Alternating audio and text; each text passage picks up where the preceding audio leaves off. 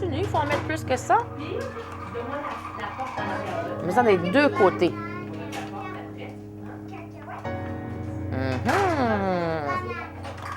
OK. On vient plier la feuille en deux. Maintenant, tu vas pousser la peinture avec tes doigts.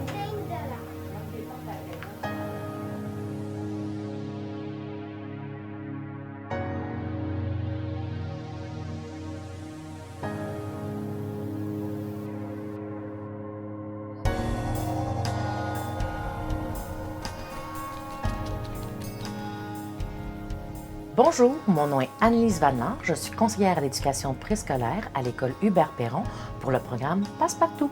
Bien, une conseillère à l'éducation préscolaire, ce que ça fait, ça travaille dans les milieux des écoles défavorisées, mais quoique certaines commissions scolaires l'ont ouvert à toutes ces écoles, on travaille avec les enfants de 4 ans.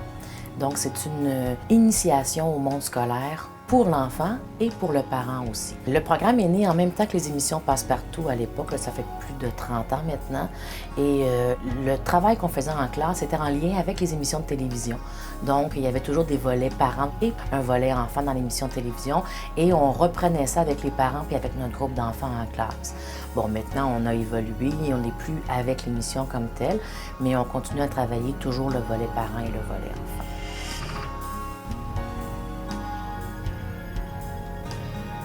On fait vraiment une demi-journée comme à la maternelle.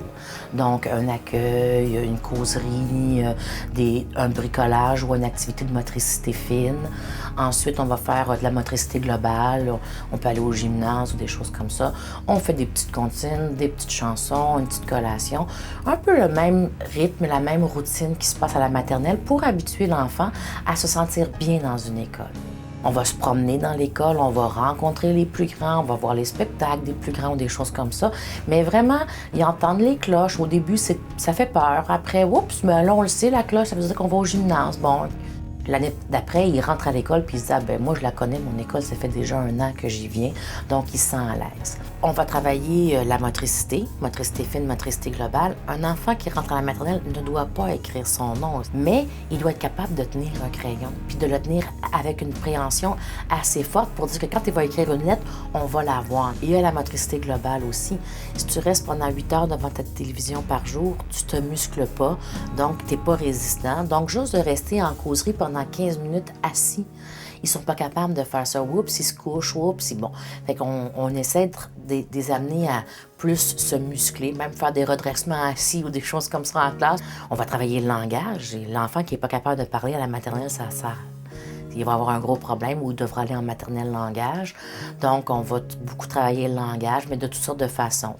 Autant la mémoire auditive que l'expression. C'est très avantageux pour eux et ça nous permet aussi, pour les enfants de 4 ans, ceux qui ont des difficultés de langage, de les dépister là, dès l'âge de 4 ans. Comme ça, lorsqu'ils passent à la maternelle, on peut offrir des services qui sont adaptés et adéquats pour les enfants. On parle de services d'orthophonie, on pense aux services d'éducation spécialisés, de psychoéducation, donc soit pour travailler le langage, soit pour travailler le comportement ou certaines difficultés d'apprentissage déjà là, à 4 ans. Donc, l'orthophoniste vient souvent dans ma classe juste écouter les enfants à la causerie pour détecter ceux qui auraient besoin d'être suivis pour l'an prochain ou avant l'an prochain. C'est la psychologue, certains enfants, on va demander un suivi à la psychologue là, pour aider le parent, parce que dans le fond, ce qu'on veut, c'est qu'il réussisse l'école, mais qu'il soit le mieux placé à l'école aussi. Si c'est un enfant qui a vraiment des problèmes de langage ou qui est autiste ou TED, bien, on va pouvoir tout de suite, dès 4 ans, faire un plan d'intervention pour pouvoir le diriger vers les bons services après. C'est sûr qu'il y a des enfants qui veulent même pas rentrer, là, hein? Donc, j'en ai eu un là, qui est resté collé à la porte pendant peut-être 3-4 semaines. Après, il s'est avancé un peu au cercle de jeu, mais toujours avec son sac sur lui pour comme dire, bien, si je veux partir, je suis prête à partir. Finalement, il s'est mis à parler, il a très bien participé. Puis en 6e année, il était président de sa classe. Fait que, tu sais, c'est un enfant vraiment qui a évolué énormément, mais les parents ont évolué énormément dans cet enfant-là aussi.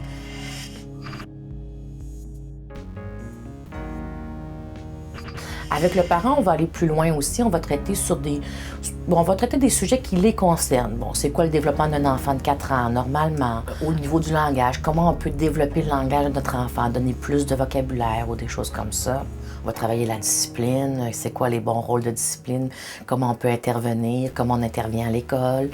On va travailler l'estime de soi, qui est un essentiel pour les enfants, là, pour la réussite scolaire.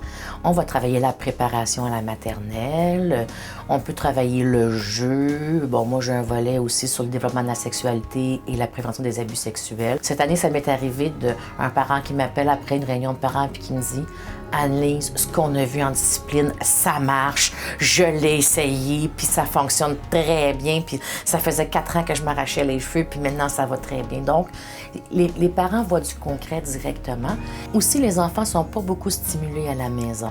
Souvent, bon, tu sais, moi, j'ai une mère qui me dit « Bien, moi, mon enfant, il est minimum 8 heures par jour devant la télé. » Bon, donc, on incite beaucoup à ce qu'ils aillent jouer dehors, qu'ils fassent des activités avec leurs enfants, puis tout ça. Mais s'ils passent toute sa journée devant la télévision, il ne sait pas tenir un crayon, il ne sait pas découper. Moi, dans mon quartier ici, j'ai 42 d'illettrés fonctionnels. Donc, lire une histoire à leur enfant, c'est impossible pour eux, là. OK, tu peux pas lire une histoire. Moi, je leur en lis, mais il y a l'heure du conte. Viens à la bibliothèque, je vais te le montrer. Viens avec moi. Il y a tel organisme communautaire dans le coin qui en font aussi des activités pour les petits. Viens, on va y aller ensemble. Bon.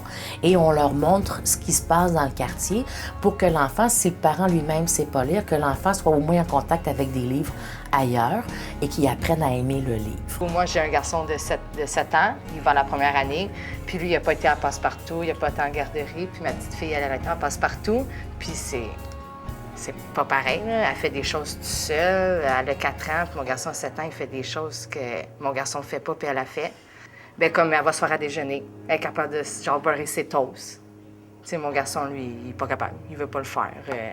Elle se brosse les dents, elle se couche toute seule sans jus de menthe, elle ferme sa lumière, dit « moi, je m'en vais me coucher », elle compte jusqu'à 20, elle fait plein de choses. Bien, on s'est rendu compte que les papas ne jouaient pas avec leurs enfants ou jouaient peu avec leurs enfants, ou c'était souvent les petits sont laissés à leur mère. Donc, de faire une soirée papa, bien, ça montre aussi au papa comment lui-même va aimer participer à des activités avec son enfant et tout ça, là. Les papas, ils viennent une année avec leur plus vieux, ils en manqueront jamais une autre après. Parce qu'ils disent, ça, c'est une activité qu'on ne veut pas manquer. Mais nous, ce qu'on leur dit, c'est que cette activité-là, tu peux la vivre tout le temps, toute l'année avec ton enfant. Il s'agit juste que tu prennes le temps. Bien, les parents sont souvent des parents qui vivent seuls ou qui ont très peu de liens sociaux avec les autres. Donc, souvent, on voit, ben moi, je peux pas le faire garder, je connais personne. C'est des gens qui vivent dans la solitude, coupés de leur famille. Donc, il y a beaucoup de détresse chez les parents. Puis toute cette détresse-là déteint sur leur enfant aussi. Où l'enfant va vivre la détresse de ses parents aussi, où il la ressent, ça, c'est immanquable. Donc, le fait qu'ils viennent à l'école, le parent, on fait une petite fête de Noël, le parent nous dit c'est notre seule fête de Noël de l'année. Donc, c'est sûr que pour eux, on devient un peu leur famille. L'école devient un peu leur famille. On devient les aidants naturels, on devient, bon...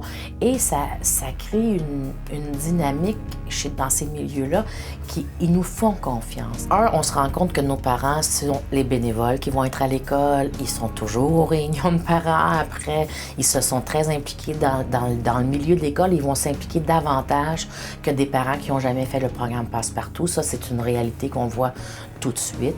Dans le fond, on a vraiment un lien privilégié avec eux et ils se sentent tellement à l'aise qu'on va parler de tout. Là. On connaît leur vie maintenant, puis on les voit là, même jusqu'au secondaire, ils reviennent nous voir. « Madame Anne-Lise, je m'ennuie! » Bon, mais tu sais, c'est amusant. Le lien reste là, très présent là, avec les parents, avec les enfants aussi. Là.